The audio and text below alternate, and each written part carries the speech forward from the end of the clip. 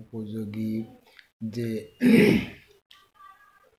3 নম্বরের প্রশ্নগুলো আসে সেগুলোর উত্তর অন্তত 60টি শব্দের মধ্যে লিখতে হয় এবং সেটা যথাযথ লিখতে পারলে 3-এর মধ্যে 3ই পাওয়া যায়।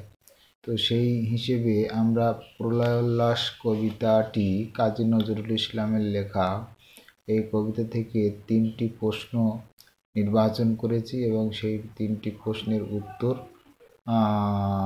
আমরা আলোচনা করছি। তো প্রথমে আছে ভরবে এবার ঘর। ঘর কিসে ভরবে? এখানে ঘর বলতে কি বোঝানো হয়েছে? 1+2।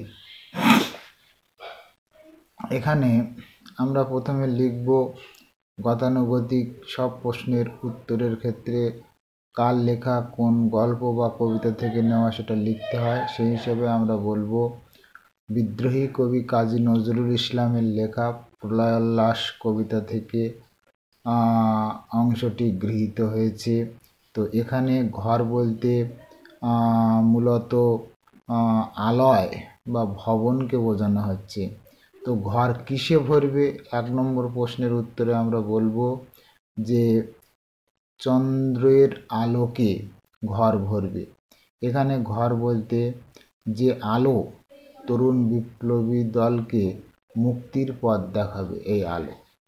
তো দেশমাতৃকা আমাদের ভারতবর্ষ পরাধীনতার শৃঙ্খল মোচনের জন্য যে যুব সমাজ নিজেদের জীবনকে তুচ্ছ করে দেশের স্বাধীনতাকে রক্ষার জন্য, স্বাধীনতাকে আনয়ন করার জন্য নিজেদের জীবন তুচ্ছ করছে, সেই দেশ, সেই জন্মভূমি, সেই পৃথিবীকে এখানে ঘর বলা হচ্ছে। আসলে ভারতবর্ষের যে অজ্ঞানতা, অন্ধকার, অন্ধবিশ্বাস, পরাধীনতা, এই অন্ধকার দূর করার জন্য তরুণ বিপ্লবীরা নিবেদিত প্রাণ এবং সেই তাদের বিপ্লবাত্মক জীবনের আত্মবলিদানের মাধ্যমে তারা কি করেছে? প্রাণের বিনিময়ে যে আলোকোজ্জ্বল রশ্মি ছটা বিচ্ছুরিত করেছে তাতে সমগ্র চরাচর ভরে উঠবে। এখানে বিশ্ব চরাচর বা মাতৃভূমিকেই ঘর বলা হয়েছে।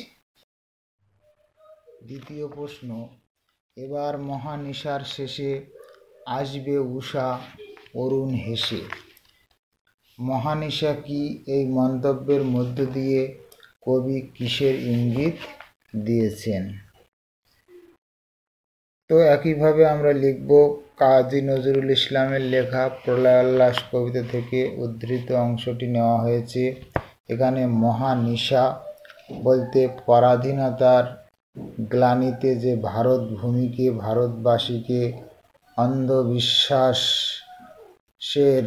বাতাবরণে তাদের আত্মশক্তি, আত্মহীনতা গৃহহারা করেছিল, সেই বিদেশি শাসকের পদানত হয়ে ভারতবাসী হয়েছে অশিক্ষিত, অন্ধ কুসংস্কার এবং অন্ধ ধর্মবিশ্বাসের বাতাবরণে তারা নিমজ্জিত হয়ে আছে এবং সেই বাতাবরণকেই এখানে মহানিশা বলা হয়েছে।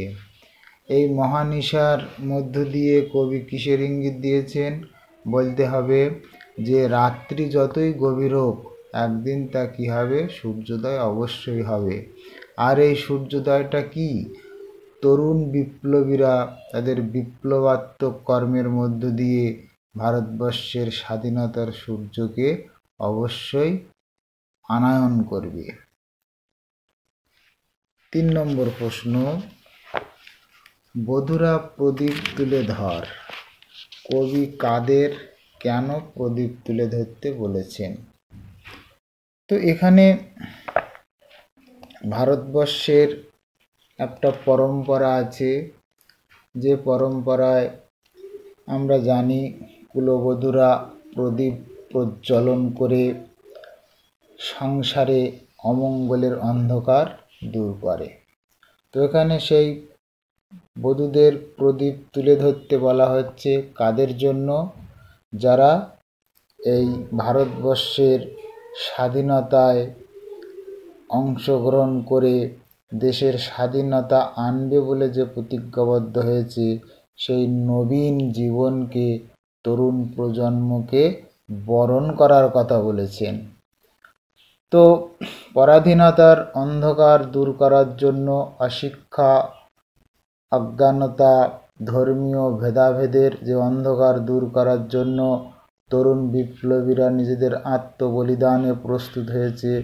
সেই সংকট মুহূর্তে সেই সুন্দরকে, সেই তরুণ প্রজন্মকে প্রদীপ প্রজ্বলনের মধ্য দিয়ে তাদেরকে বরণ করে নেওয়ার কথা বলা হয়েছে।